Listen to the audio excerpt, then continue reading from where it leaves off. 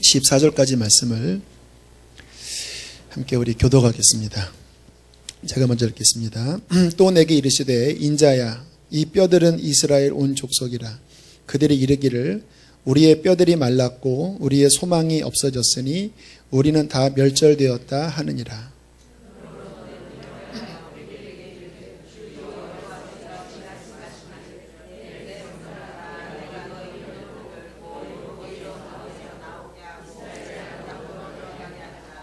내 백성들아 내가 너희 무덤을 열고 너희로 거기서 나오게 한즉 너희는 내가 여호와인 줄을 알리라.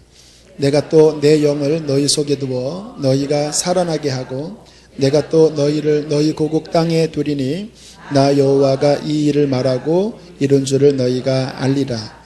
여호와의 말씀이니라. 아멘. 오늘로 에스겔서를 정리하겠습니다. 에스겔서가 참 귀한 성경책입니다. 이 안에 들어있는 진리가 굉장히 깊고 또 풍성해요. 오늘은 좀 이렇게 전체를 한번 좀 정리를 해보려고 하는데요. 이 에스겔서에서 주어지는 중요한 교훈이 뭐냐면요. 아무리 하나님의 백성일지라도 죄악을 저지르면 심판받는다. 하나님의 백성이니까 죄악을 저지러도 면제받는다. 이것이 오해입니다.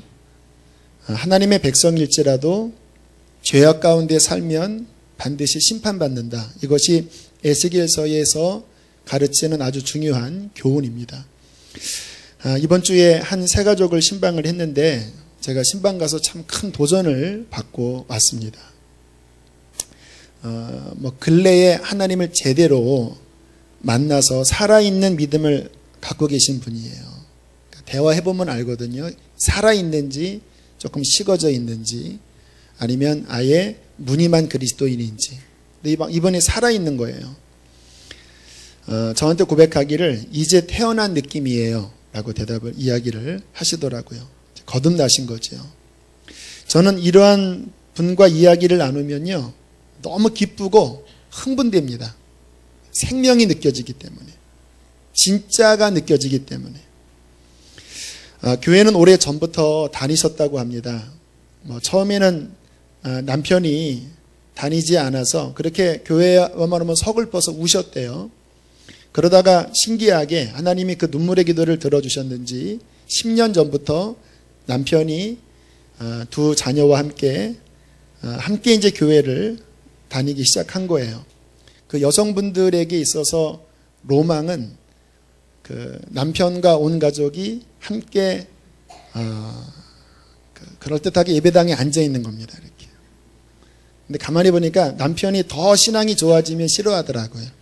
신학교 간다고 그러면 그때는 오히려 시험 들지만 그냥 예배당에 앉아만 주면 이제 다 됐다. 그런 마음이 드시는 것 같아요. 주일이면 온 가족이 교회에 나오니까 그거보다 더 좋은 게 어디 있겠습니까? 그러나 가족이 진정으로 거듭났다거나 변화되었다거나 은혜 받았다고 하는 거나 이런 거는 없으셨다고 해요. 그러나 주일이면 보기 좋게 온 가족이 예배 드리는 거예요. 본인은 그것으로 만족스러워하면서 이 정도면 천국 가겠지. 그러한 생각 속에서 몇 년 동안 썬데이 크리스찬보다 조금 나은 그러한 신앙생활을 하신 것 같아요. 그런데 2달 전에 여수 엑스포를 다녀오다가 큰 사고가 일어날 뻔했다고 합니다.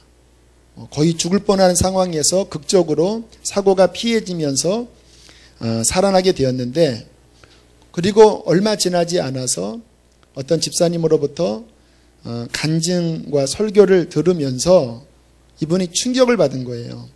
그 안에 들어있는 내용은 천국 갈 자가 많지 않고 제대로 믿지 않으면 주일만 왔다 갔다 하는 신앙 가지고는 절대 천국 못 간다.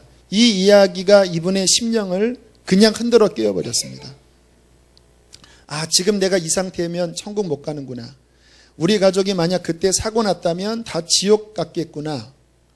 너무 놀라는 게 믿겨지니까 막 가슴이 벌렁벌렁거리고, 그리고 두렵기도 하고, 그리고 그때부터 진심으로 하나님 앞에 회개하기 시작했어요. 제가 가만히 보니까 그 영혼 중심 안에 영적인 갈망이 있으신 분이더라고요.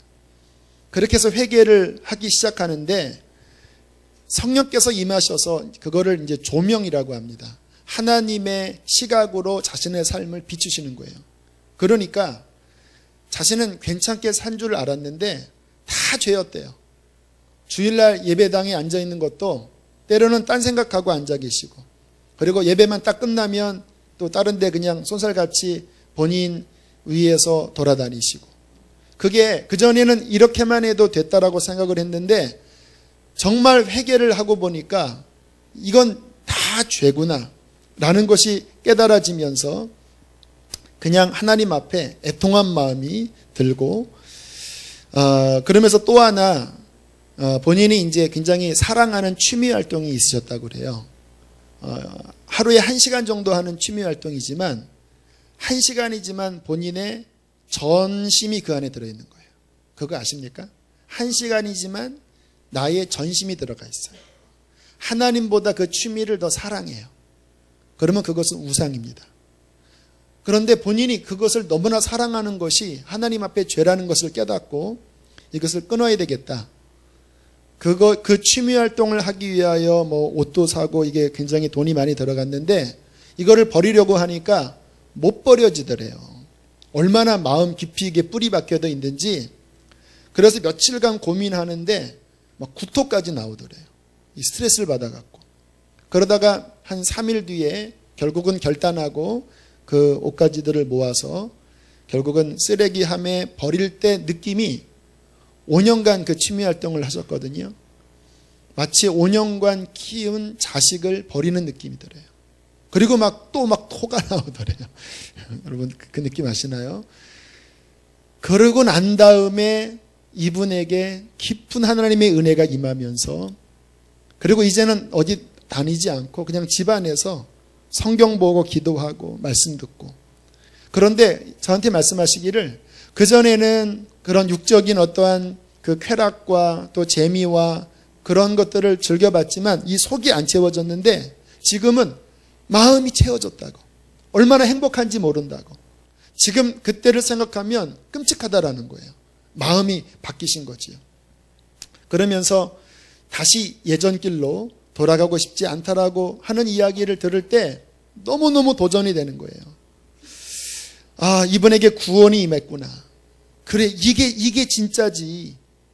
그 얘기를 듣는데 저도 회개가 되고, 나도 지금 내 마음속에 요만큼이라도 다른 거 사랑하는 거 있지 않나? 나도 회개해야 되겠다. 빛이 비춰지는데 저조차도 제 마음이 찔리는 거예요. 주님, 저도 그렇게 믿게 해주세요. 이 자매처럼 모든 것을 버리고 주님만 사랑하게 해주세요. 이러한 도전이 되더라고요. 여러분, 이게 신앙이에요. 특별한 게 아니라 성경에서 말씀하시는 살아있는 신앙, 화석화된 신앙이 아니라 진짜 구원 얻는 신앙은 이렇게 진짜 내면과 삶의 변화를 일으키는 살아계신 하나님과 진짜 만나는 것이 이게 구원 얻는 신앙입니다. 이 자매가 왜 충격을 받았나요? 내가 주일만 교회 왔다 갔다 한다고 해서 천국 가는 게 아니구나. 변화되지 않으면, 정말 회개치 않으면 지옥 가는구나. 이 깨달음이 중요한 깨달음이라는 거예요. 오늘 성경의 이 이스라엘 백성들이 그 깨달음을 갖지 못한 것입니다. 그들은 생각하기를 그러한 안도감이 있었어요.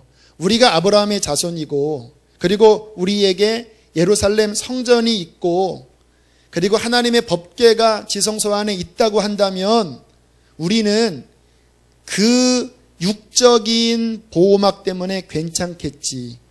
이게 이스라엘의 치명적인 오류였다라는 거예요. 그들의 삶은 안 바뀌면서, 그들의 마음은 안 바뀌면서, 말씀에 순종은 안 하면서 그냥 육적으로 이스라엘이기 때문에 괜찮겠지. 제가 보니까 이게 최대의 미혹 같아요. 구약이나 신약이나 최대의 미혹입니다. 내가 교회를 다니니까 변화되지 않아도 괜찮겠지. 안 괜찮습니다, 여러분. 성경에 보면 에스겔서에 뭐라고 말씀하시냐면 그들이 말하기를 아브라함은 한 사람일지라도 이 땅을 기업으로 얻었으니 우리는 아브라함의 자손으로서 인구가 많으니까 우리 이 땅을 빼앗기지 않을 거야. 그렇게 착각하고 있을 때 에스겔서 33장이 이렇게 말씀하십니다. 제가 읽어드릴게요. 너희가 고기를 핏째 먹으며 너희 우상들에게 눈을 들며 피를 흘리니 그 땅이 너희의 기업이 될까 보냐. 너희가 각기 이웃의 아내를 더럽히니 그 땅이 너희의 기업이 될까 보냐. 간음하고 우상을 바라보고 피를 흘리는데 그 땅이 너희의 기업이 될까 보냐. 아브라함이 한 사람일지라도 가나안을 얻은 것은 순종했기 때문에 가나안 주신 것이다. 여러분, 하나님의 백성도 회개치 않으면 심판받습니다. 오히려 심판은요, 하나님의 성소에서부터 일어나는 거예요. 에스겔서 9장 6절에 보면 심판이 시작이 어디서부터 시작되는지 아세요? 내 성소에서부터. 베드로가 이것을 인용했습니다. 하나님의 집에서부터 심판이 시작된다라고 말씀을 하셨습니다. 에스겔서에서 주님께서 우리에게 내내 원하시는 것은요, 회개하라입니다. 회개하면 산다고 말씀을 하시는 거예요. 저는 지금 우리 교회 가운데 가장 감사한 간증이 뭐냐면 교우들에게 회개의 영이 한 분, 두 분에게 지금 터지고 계셔요. 저는 그러한 간증을 들을 때마다 정말 감사해요. 왜냐하면 그것이 진정한 성령의 역사이기 때문에 그래요. 뭐 은사가 임하는 것 좋습니다. 뭐 병든 자 치유받는 것 좋아요. 하지만 은사 임하고 병자 치유받아도 지옥 갈 수 있어요. 진짜 은혜는 뭐냐면요, 회개해서 내 중심이 바뀌어져야 하는 것입니다. 한 집사님이, 남자 집사님이 은혜 받게 해주세요라고 기도했는데 주님께서 그 기도는 나오지 않게 하고 계속 나는 죄인입니다, 이러한 기도만 나오다가 그 토요일 날 성령의 은혜를 받았다고 하는 간증. 한 여자 집사님은 복음 인카운터 때 하나님이 어릴 때 중학교 때 지은 죄까지 회개시켰다고 하시는 간증. 또 지난주에 우리 주일날 이곳에서 양육 수료하신 그 집사님은 지난번 기도 말씀 샤워 집회 이 자리에 앉아 계셨는데 또 회개가 임해서 어릴 때부터 지은 죄까지 막 회개가 나왔다고 하는 이야기. 제가 월요일날 신방한 그 집사님도 너무 이렇게 회개가 되니까 저한테 문의를 하시더라고요. 목사님, 자꾸 생각이 나는데 한편으로는 내가 너무 여기 눌려 있는 게 아닌가. 뭐 이렇게 이제 용서만 받았으니까 좀 자유해야 되는데 또 생각하고 또 생각나는 게 이게 어떻게 해야 되죠? 라고 질문을 하시더라고요. 여러분은 어떠실 것 같아요? 두 가지 차원이 있습니다. 사탄이 우리에게 송사해서 구원의 확신과 죄사함의 감격을 누리지 못하도록 송사하는 부분이 있어요. 그때는 우리가 담대하게 대적하셔야 돼요. 하지만 내 영혼이 아직 깊이 하나님 앞에 씻겨지지 않았는데 적당하게 회개하고 어설프게 지나가는 것은요, 저 자신을 보니까 다시 그 죄로 돌아가기가 훨씬 쉽더라고요. 그래서 조금 힘들더라도 아예 뿌리가 뽑혀질 때까지, 그 죄가 지긋지긋 싫을 때까지 아주 깊이 자신을 깨트리는 회개가 힘들 수는 있어도 저는 유익하다라고 생각하는 사람입니다. 그래서 이렇게 말씀을 드렸습니다. 만약에 자매님이 그 마음속에 정말 용서함에 대한 그런 확신을 가지시려면 성경을 읽으시다가 성령께서 진리 안에서 죄사함에 대한 말씀을 조명하시면 그때 죄사함의 말씀을 붙잡으세요. 그러나 성령께서도 깊이 회개하기를 원하신다면 계속 들어가세요. 그렇게 성령의 그 인도함 아래 그분을 맡겨 드렸습니다. 여러분, 우리의 마음이 변화되어져서 녹아지는 것, 그리고 정말로 내 중심이 회개의 마음을 갖고 하나님과 사람 앞에서 정말 녹아져 있는 심령을 갖고 사는 것은 하나님이 기뻐하시는 모습인 것입니다. 지금 마지막 시대이잖아요. 이 시대의 가장 중요한 영적 교훈. 아마 우리 교회 달력의 12월 달 말씀이 주의 오실 길을 예비하라, 그 말씀인 것 같아요. 저는 그 말씀을 이렇게 아침에 제 방에서 볼 때마다 그래, 지금 주님 오시기를 예비하는 것이 뭘까? 골짜기마다 도두어지고 높은 산이 평지가 되고 회개입니다. 회개. 하나님 앞에 회개하면서 정말 주님이 오실 길을 우리의 중심으로 준비하며 살아갈 때 우리는 주님을 기쁜 마음으로 맞이하게 될 것입니다. 그렇게 사는 저와 여러분 되시기를 축복합니다. 자, 이제 에스겔서를 좀 전체를 다시 한번 보기를 원하는데요. 자, 에스겔서의 구조를 그동안 제가 좀 살피지 않았는데 간단하게만 구조를 말씀을 드릴게요. 1장부터 3장까지가 소명입니다. 그 선지서에 보면 소명에 관한 부분이 자주 나오지요. 예레미야도 1장이 소명이었죠. 에스겔서는 1장부터 3장 또 뒤에 33장 이게 소명이에요. 그런데 이 소명을 주실 때 하나님께서 에스겔에게 이러한 말씀을 하십니다. 네가 그들에게 말해도 그들은 듣지 않을 것이다. 그러나 너는 듣든지 아니 듣든지 나의 뜻을 그대로 전해야 한다. 이게 소명이에요. 여러분, 우리들이 이 세상에 살면서 우리는 하나님의 메신저입니다. 이 땅 가운데서 하나님의 뜻을 전하는 자예요. 그런데 하나님의 뜻을 전할 때 중요한 것은 뭐냐면 그 사람의 변화가 아니에요. 중요한 것은 하나님이 전하라고 한 그것을 그대로 통로로서 전하는 순종입니다. 그 사람이 들어서 회개하면 구원받는 거지요. 그러나 그렇지 않다 할지라도 내가 전했다고 한다면 그것은 책임을 다한 거예요. 그러나 에스겔서에서 뭐라고 말씀하시냐면 네가 만약에 괜히 뜸들이고 인간적으로 각색하고 이 말 하면 저 사람이 부담스러울까 봐 뭔가 이렇게 꾸미면 그래서 하나님이 전하라고 하는 그 100% 메시지에서 10% 20%를 물타서 저 사람이 깨닫지 못한다고 한다면 그 사람 죽을 것이다. 그러나 그 피값은 네 손에서 찾을 것이다. 저에게는 그러한 각성과 두려움이 항상 있어요. 하나님의 뜻을 전할 때 어떤 경우에는 사람들이 듣기 싫어할지 몰라도 오늘 같은 말씀도 어떻게 느끼실지 모르지만 제가 하나님 앞에 받은 소명은 뭐냐면 이 시대에 주님이 전하라고 하신 말씀을 저는 그대로 전하기를 원합니다. 그렇게 저를 위해서 기도해 주셔야 돼요. 왜? 그게 하나님의 소명받은 자의 마땅한 모습이기 때문에. 여러분도 살아가다가 분명히 하나님께서 누군가에게 뭔가를 전하라. 지금 교회를 나오라고 전해야 된다. 회개하라고 전해야 된다. 그때 인간적인 것을 따지면서 자꾸 이렇게 물타시면요, 하나님이 그 사람 안 쓰십니다. 그냥 전하라고 하는 것을 순종하며 전할 때에 하나님께서 역사하실 것입니다. 혹시 그 사람이 거부해도 피값은 우리 손에서 찾지 않게 될 거예요. 자, 1장부터 3장까지가 소명이고요. 그리고 4장부터 24장까지가 이제 지금 제가 서두에 말씀드린 회개하지 않으면 너희가 망한다. 회개해라. 회개 안 했거든요. 이제 곧 망한다. 그 심판에 관한 말씀이 4장부터 24장이에요. 그거를 이제 첫 주, 두째 주 말씀을 드렸고요. 자, 그리고 25장부터 32장까지가 중간에 들어가는데 거기에는 무슨 내용이 들어있냐면 주변 나라들, 암몬, 모압, 두로, 시돈, 애굽, 그러니까 주변에 있는 나라들의 심판을 이야기해요. 그래서 에스겔서를 읽다가 여기 딱 오면요, 일단 좀 지루합니다. 그런데 그냥 성경 그대로 보셔야 돼요. 앞에는 이스라엘의 회개, 중간에는 이방 나라에 대한 하나님의 심판. 그런데 이방 나라에 대한 하나님의 심판을 말씀하실 때 좀 특이한 장이 하나 나와요. 우리 28장을 좀 함께 펴겠습니다. 에스겔서 28장입니다. 자, 에스겔서 28장에는 두로 왕이 나옵니다.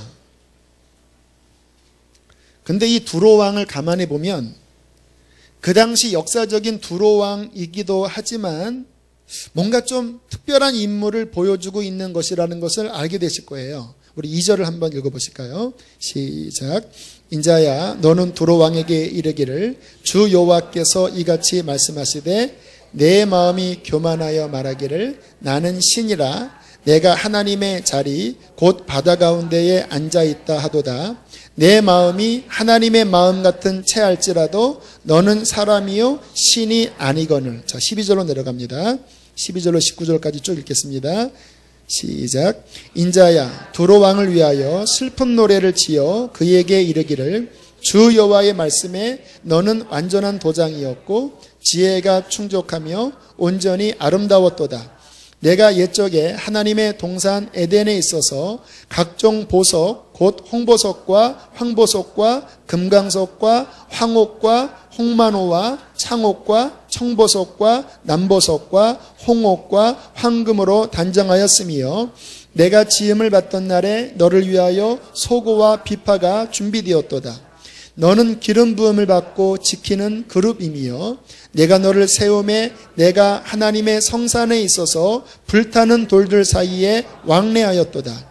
내가 지음을 받던 날로부터 내 모든 길에 완전하더니 마침내 내게서 불의가 드러났도다. 내 무역이 많으므로 내 가운데서 강포가 가득하여 내가 범죄하였도다.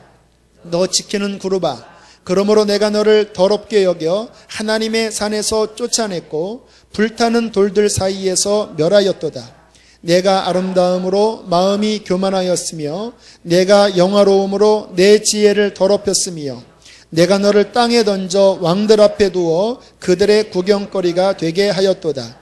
내가 죄악이 많고 무역이 불의함으로 내 모든 성소를 더럽혔으며 내가 내 가운데에서 불을 내어 너를 사르게 하고 너를 보고 있는 모든 자 앞에서 너를 땅에서 죄가 되게 하였도다. 만민 중에 너를 아는 자가 너로 말미암아 다 놀랄 것이며 내가 공포의 대상이 되고 내가 영원히 다시 잊지 못하리라 하셨다 하라. 누구 이야기하는 것 같아요?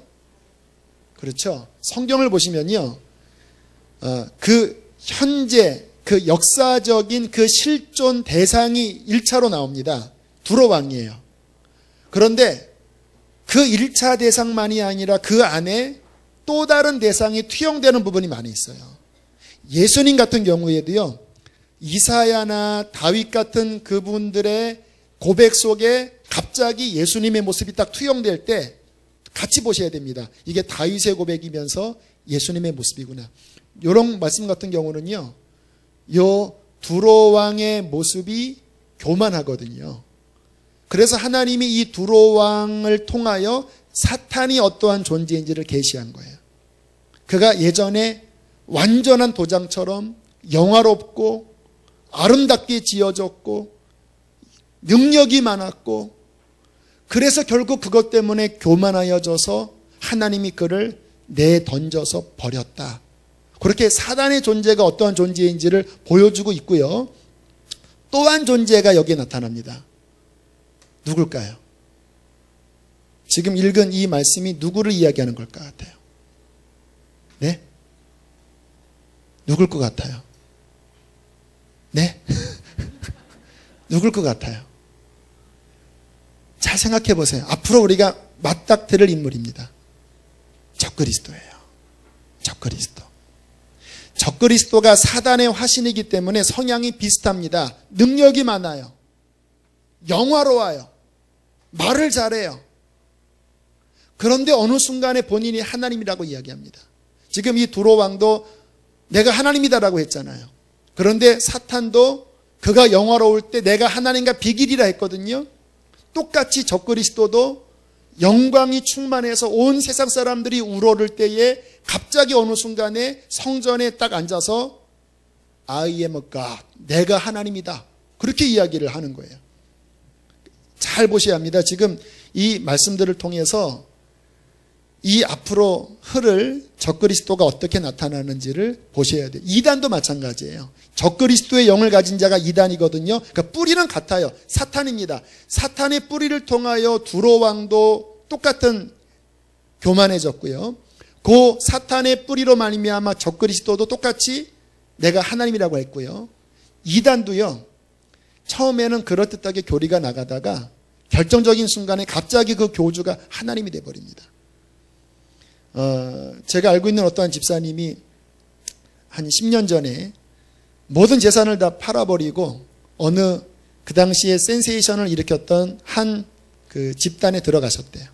그래서 그 집단이 막 엄청나게 이제 성경대로 사는 집단이래요. 그냥 뭐 재산 다 팔고 그리고 말씀대로 살고, 그래서 그게 진짜인 줄 알고 모든 재산 정리하고 그 안에 들어가서 주도적으로 일을 하셨다라는 거예요. 근데 갑자기 어느 순간에 내가 하나님이다 그러더래요. 결국 충격받고 모든 것 내려놓고 나오셔서 오랜 시간 방황하시다가 그렇게 하나님 앞에 돌아오신 분을 제가 알고 있습니다. 그러니까 영적인 눈을 가지셔야 돼요. 능력이 많다고 아름다워 보인다고 속으시면 안 돼요. 그가 내가 하나님이다라고 하는 순간 이것은 더 이상 이거는 아니구나라고 깨닫고 그 미혹에서 벗어나셔야 되고요. 앞으로 그 마지막 때도 그 적그리스도가 그렇게 영광스럽게 나타날 때 속지 말고 여러분들이 깨어서 분별할 수 있는 지혜가 있게 되기를 축복합니다. 자, 이게 25장부터 32장까지가 주변 국가에 대한 이야기고요. 자, 그리고 이제 32장 21절에 분기점이 나오는데 한번 성경을 읽어보실까요? 33장 21절입니다. 에스겔 33장 21절. 자, 우리 한 목소리로 읽겠습니다. 시작. 우리가 사로잡힌 지 12째 해 10째 달 5째 날에 예루살렘부터 도망하여 온 자가 내게 나와 말하기를 그 성이 함락되었다 하였는데, 이 성이 무슨 성일까요? 예루살렘 성입니다. 이게 중요한 분기점이에요. 이 앞까지는 아직 예루살렘이 망하지 않았습니다. 1차, 2차 포로를 통해서 사람들이 바벨론으로 갔지만 아직 망하지 않았을 때예요. 그러니까 사람들이 한 소망을 가졌습니다. 다시 우리가 돌아가지 않을까? 근데 에스겔이 아니다, 망한다. 왜? 죄 때문에 망한다. 그리고는 33장 21절에 그 예루살렘으로부터 도망하여 나온 사람이 이야기를 해줍니다. 성이 함락되었습니다. 그때가 BC 586년 7년경이에요. 그리고 예루살렘이 망하면서, 그리고 이 이후의 성경은요, 놀랍게 회복을 이야기해요. 그러니까 하나님의 역사는 항상 균형입니다. 죄의 심판을 얘기하고 그리고 회복의 소망을 주십니다. 죄의 회개를 다루지 않고 회복의 소망으로 들어가는 것은 거짓 선지자예요. 헛된 평안이에요. 그러나 죄에 대한 철저한 회개와 그리고 징계 이후의 회복은 하나님의 정상적인 역사예요.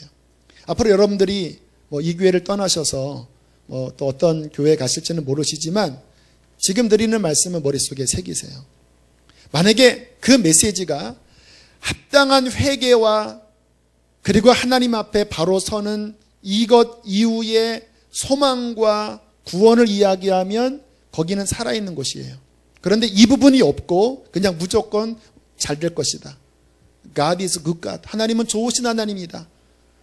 우리 다 그냥 받아주실 것이다. 그렇게 이야기하면요, 그것은 회치라는 거예요.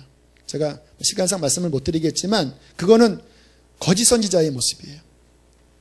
결국 이 앞부분까지 하나님이 철저하게 죄를 지적하시고 결국 이스라엘이 망한 다음에 끝나지 않고 인자하신 하나님, 구원의 하나님, 회복의 하나님께서 이제 33장부터 이스라엘의 회복을 길게 노래하고 계십니다.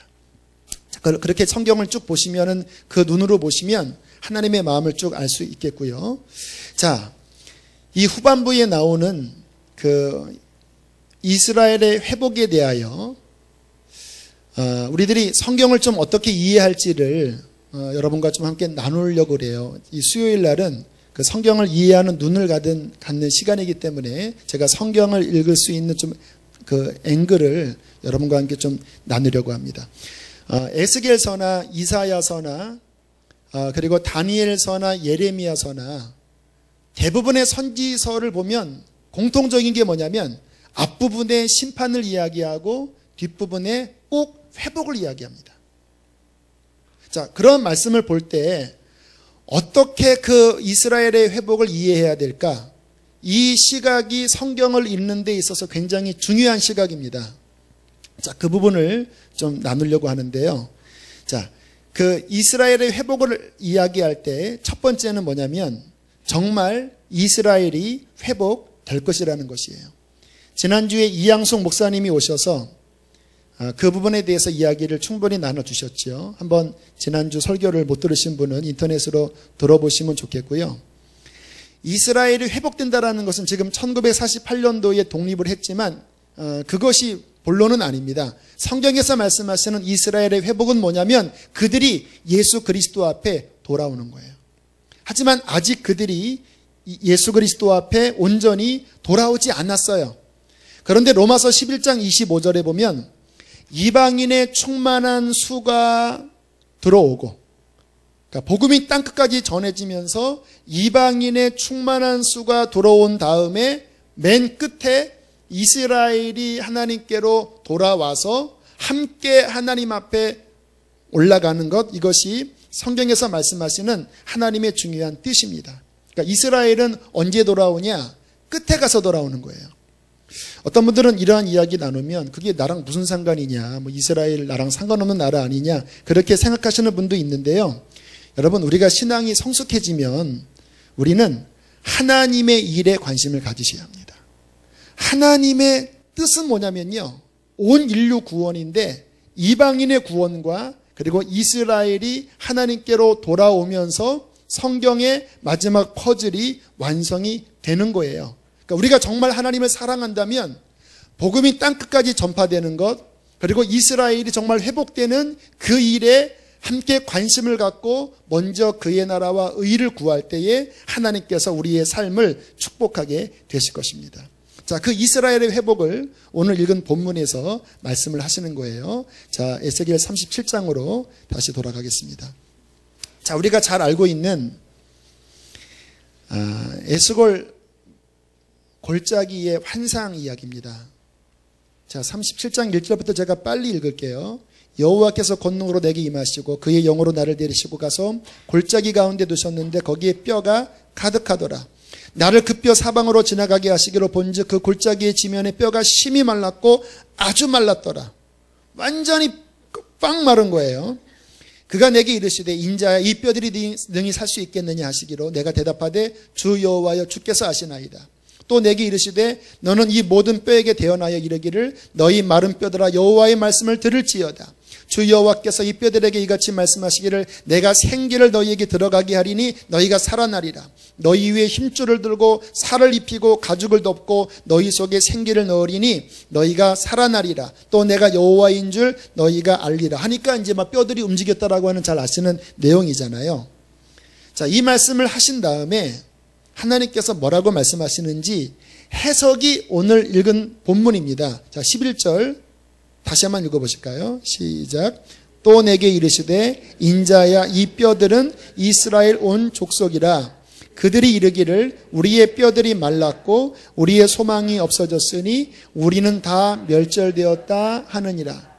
그 뼈의 모습이 이스라엘 모습이라는 거예요. 완전히 삐쩍 말라서 회복될 수 없을 정도로 그렇게 끝나버린 것 같은 이스라엘을 향하여 하나님께서 말씀으로 그들을 일으켜 세우시겠다라는 거예요. 자, 12절은 지나가고 자, 13절, 14절 읽겠습니다. 시작. 내 백성들아 내가 너희 무덤을 열고 너희로 거기에서 나오게 한즉 너희는 내가 여호와인 줄을 알리라. 내가 또 내 영을 너희 속에 두어 너희가 살아나게 하고 내가 또 너희를 너희 고국 땅에 두리니 나 여호와가 이 일을 말하고 이룬 줄을 너희가 알리라. 여호와의 말씀이니라. 자, 하나님의 이 말씀은 뭐냐면요, 그 마른 뼈와 같은 이스라엘을 모으겠다. 그런데 모으는 것으로 끝나는 것이 아니라 중요한 것이 나의 성령을 부어서 그들이 살아나게 하겠다. 영적으로 살아나게 하겠다. 이게 하나님의 이스라엘을 향하신 마지막 완성입니다. 다시 말하면 지금 1948년도 이스라엘이 독립됐지만 아직 이 말씀이 이루어진 것은 아니에요. 마지막 때가 되면 이스라엘 전역에 성령의 바람이 불면서 그들이 하나님의 예수를 믿는 백성으로 일어나게 될 것입니다. 여러분들이 이스라엘의 그런 소식들이 들려오면요, 아, 마지막이구나. 하나님의 마지막 퍼즐이 이제 껴져 가는 거구나. 이스라엘에게 성령이 임하시는구나. 그렇게 여러분들이 캐치하시면서 준비하셔야 되고요. 또 여러분들이 그 일에 동참할 기회를 주시면 동참하세요. 지난주에 오셨던 그 이양수 목사님이 저한테 이야기하시더라고요. 내후년쯤에 이스라엘 전역을 다니면서 전도하는 지금 계획을 하고 있대요. 하나님이 허락하시면 같이 가면 좋겠다고. 모르겠습니다. 저는 영어를 못하기 때문에 같이 안 갈지는 모르겠지만, 그러나 이스라엘의 성령이 임하시도록 하나님께서 우리를 사용하기를 원하신다면 우리는 순종하여 그 도구가 되기를 원하는 것입니다. 자, 이스라엘의 회복. 자, 그런데 두 번째 중요한 말씀을 드릴게요. 성경을 보면서 특히 선지서를 보면 이스라엘이 회복되리라고 하는 그 수많은 말씀들이 단순히 육적인 저 이스라엘만이 아니라 바로 우리에게 적용된다고 하는 눈을 우리는 가져야 한다는 것입니다. 저는 신약의 교회가 영적으로 이스라엘로 봐야 한다고 성경을 이해하고 있어요. 아마 지금 제가 드리는 말씀에 여기서 한 10% 정도는 지금 어떤 감각이 있으실 거예요. 제 말씀을 잘 한번 들어보세요. 제가 지금 드리는 이 말씀 때문에 몇 번의 논쟁이 있었습니다. 한 분은 미국에서 저한테 좀 편지를 보내와서 제가 갖고 있는 어떤 생각에 대해서 좀 이렇게 아니다라고 하신 분이 한 분 계셨고, 또 한 분은 우리 교회에 이제 댓글을 많이 다시는 어떤 한 분이 역시 그 부분에 대해서 저에게 아니다라고, 지금 제가 드리는 말씀을 좀 2번 정도 논쟁이 실은 저에게 있었습니다. 그게 바로 대체신학이에요. 저는 신학교 때 공부를 별로 안 했기 때문에 대체신학 잘 모르는데 나중에 알았습니다. 대체신학이라는 게 뭐냐면 이러한 내용이에요. 신약의 교회가 이스라엘로 대체되었고 육적인 이스라엘은 끝났다. 오히려 육적인 이스라엘은 예수님을 죽인 장본이기 때문에 저들은 저주받았다. 그게 대체신학이에요. 아마 지금 제가 드리는 이 이야기를 대충 여러분들도 다 이해하고 계시지요. 그런데 저는 지금 대체신학이 말하는 것과 좀 달라요. 뭐가 다르냐면 저는 이스라엘을 부정하지 않아요. 좀 전에 드린 말씀처럼 성경 그대로 이스라엘은 반드시 회복되어야 하고 또 회복될 것을 믿습니다. 왜냐하면 하나님께서 택하신 이스라엘을 하나님은 사랑하고 계십니다. 그리고 아브라함에게 그들의 구원을 약속하셨기 때문에 하나님이 그 언약 때문에 그들을 건지실 거예요. 그래서 하나님께서 기적적으로 지금 이스라엘을 회복하고 계시고 또 그 일에 제가 기도로라도 동참하기를 원하는 거예요. 하지만 대체신학의 문제는 이스라엘을 부정합니다. 저는 부정하지 않아요. 자, 그런데 문제는 뭐냐면 그렇게 말씀하시는 분들이 좀 치우친 게 있습니다. 왜냐하면 제가 이제 이런 설교를 하니까 그거 대체신학입니다. 왜냐하면 저는 신약의 교회가 이스라엘의 그 영적인 복을 그대로 이어받은 이스라엘이다. 이렇게 저는 이해를 하고 있거든요.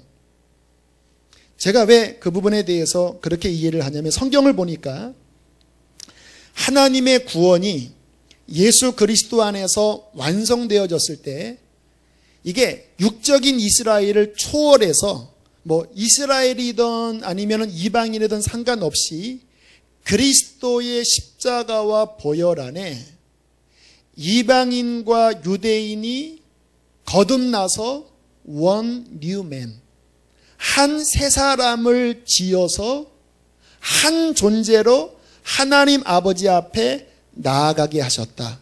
이게 에베소서에서 사도 바울이 말하는 이스라엘입니다. 그러니까 신약의 예수 그리스도 안에서는요, 영적인 그 차원은요, 이스라엘과 유대인이 이것도 아니고 저것도 아니고 그리스도 안에서 거듭난 새 사람을 통하여 한 새 사람이 되어서 거듭난 존재가 되어서 하나님을 섬기는 거룩한 영적인 존재가 되었다고 성경은 말씀하고 있는 거예요. 더군다나 갈라디아서 3장 7절에 보면 좀 성경을 찾겠습니다. 갈라디아서 3장을 보겠습니다. 신약성경 304페이지를 함께 보겠습니다.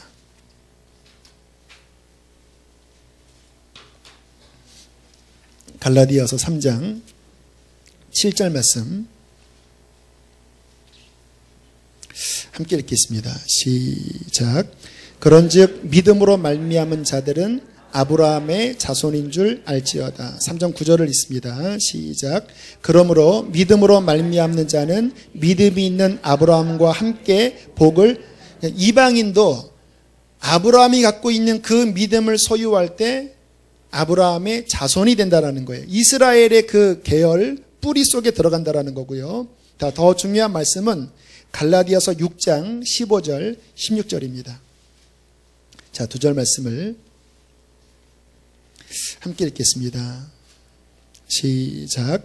할례나 무할례가 아무것도 아니로되 오직 새로 지으심을 받은 것만이 중요하니라. 무릇 이 규례를 행하는 자에게와 하나님의 이스라엘에게 평강과 긍휼이 있을지어다. 무슨 이야기냐면 할례 받은 사람이나 유대인이죠. 할례 받지 않는 이방인이나 그거는 아무것도 아니다. 그리스도 안에서는 더 이상 육적으로 할례 받았냐 안 받았냐 이게 중요하지 않다. 오직 새로 지음 받은 것. 그것이 뭘까요? 거듭나는 것. 아까 서두에 말씀드린 그 자매가 정말 회개해서 거듭나는 것이 신약시대에 정말 중요한데 16절에 뭐라고 말씀하시냐면 이 규례를 행하는 자, 정말 성령으로 거듭난 자가 하나님의 이스라엘이 돼서 그 성경에서 말씀하시는 이스라엘에게 주신 그 영적인 모든 축복을 원유맨, 이방인이나 유대인이나 함께 거듭나서 거듭난 존재가 하나님의 그 모든 약속을 받는 자가 되었다라는 것입니다. 그래서 성경을 가만히 보면요, 거듭난 우리 교회 안에 하나님의 모든 언약이 다 성취되는 것들을 볼 수가 있습니다. 그 요한계시록 맨 뒤에 보면 새 예루살렘이 임하잖아요.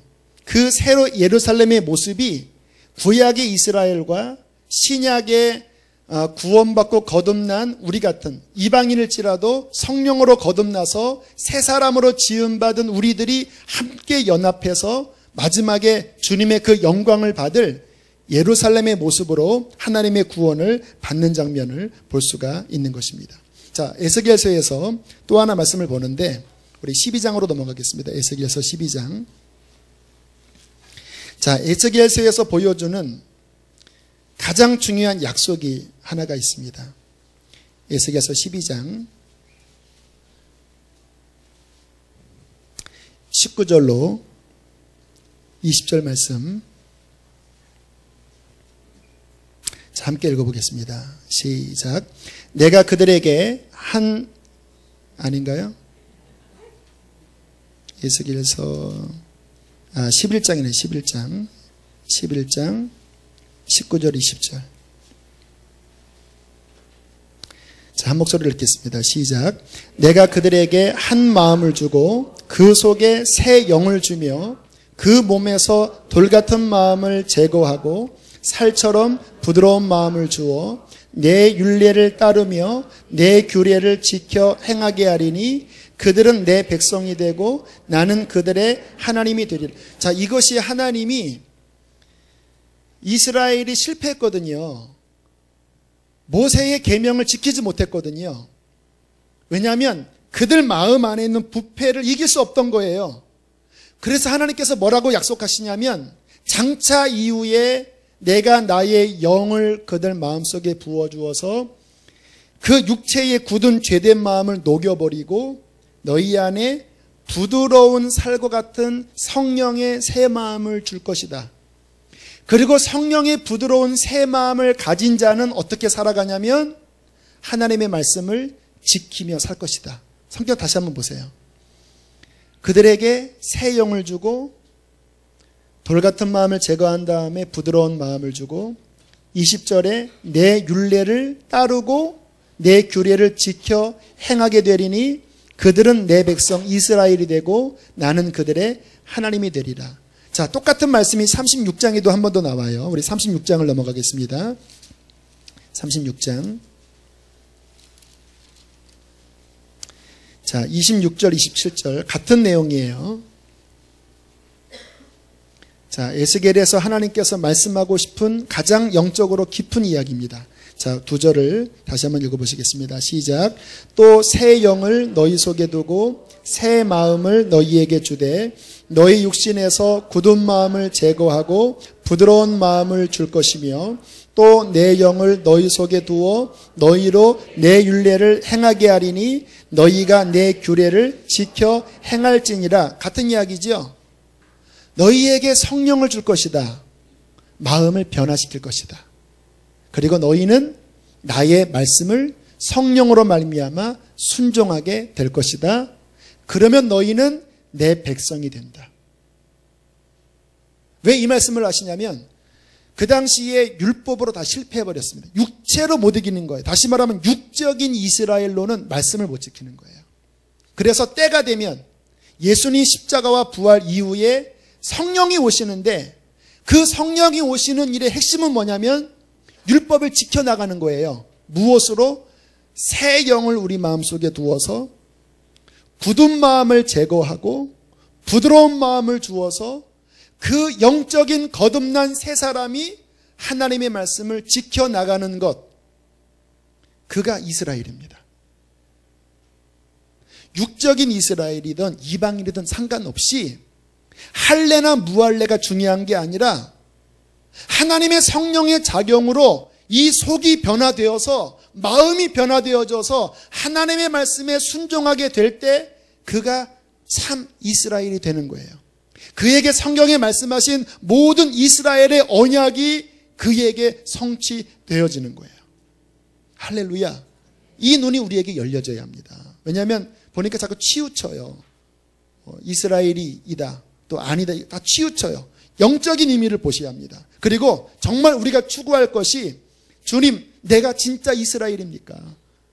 정말로 내 속이 변화됐습니까? 서두에 말씀드린 그 집사님처럼 내 속에 굳은 마음이 정말로 뽑혀졌고 하나님 앞에 순종하는 부드러운 마음이 내 안에 생겼습니까?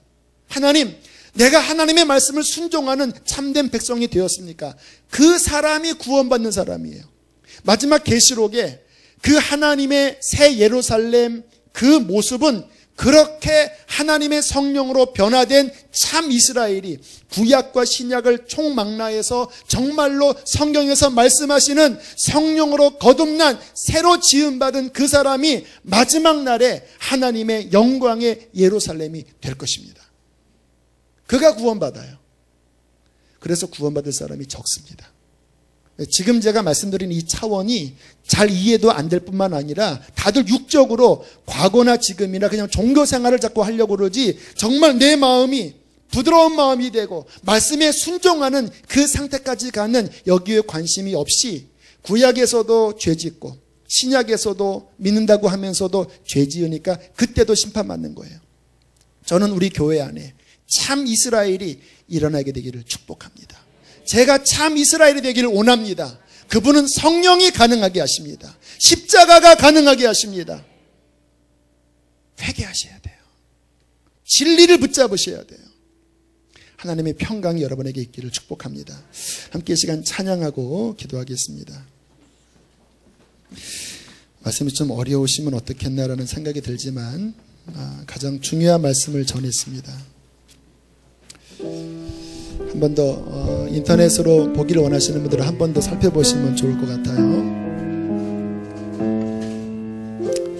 우리 하나님의 성령 앞에 나아가서 주님 앞에 고백하고 기도 앞에 나가겠습니다.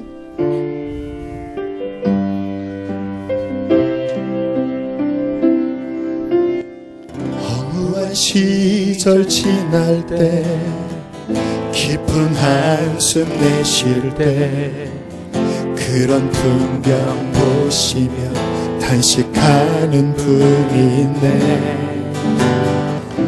고와 같이 너희를 버려두지 않으리. 내가 너희와 영원히 함께. 2절입니다. 억눌린 자, 갇힌 자, 억눌린 자, 갇힌 자, 자유함이 없는 자, 피난처가 되시는 성령님 계시네. 주의 영이 계신 곳에 참 자유가 있다네. 진리의 영이신 성령이 오셨네. 성령이 오셨네. 성령이 오셨네. 성령이 오셨네. 내 주에 보내신 성령이 오셨네. 우리 인생 가운데 친히 찾아오셔서 우리 간절한 마음으로 한 번 더 선포합시다. 성령이 오셨네. 성령이 오셨네. 성령이 오셨네. 성령이 오셨네. 내 주에 보내신 성령이 오셨네. 우리 인생 가운데 친히 찾아오셔서 우리 마지막 한 번 더 선포합시다. 성령이 오셨네. 성령이 오셨네. 성령 하나님 우리를 변화시켜 주십시오. 성령이 오셨네. 내 주에 보내신 성령이 오셨네. 우리 인생 가운데 친히 찾아오셔서 그 나라 꿈꾸게 하시네. 하나님께서 이 밤에 여러분을 이 자리에 불러주셨다고 저는 믿습니다.